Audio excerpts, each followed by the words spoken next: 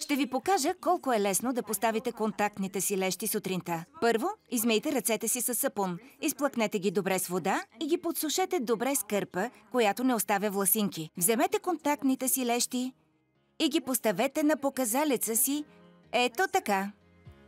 Сега, ако контактната ви леща изглежда така, чудесно, това е правилната позиция. Ако обаче ръбчетата се извиват навън като камбанка, това означава, че е обърната, така че обърнете я, за да изглежда така. Изтеглете горния си клепач нагоре, а долния надолу и просто приплъзнете лещата в окото, като я поставите в центъра.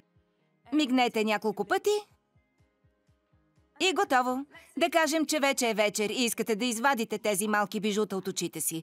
Измийте отново ръцете си с сапун и вода и ги подсушете добре с кърпата, която не оставя власинки. Приплъзнете контактната леща към долната част на окото и я щипнете с пръсти.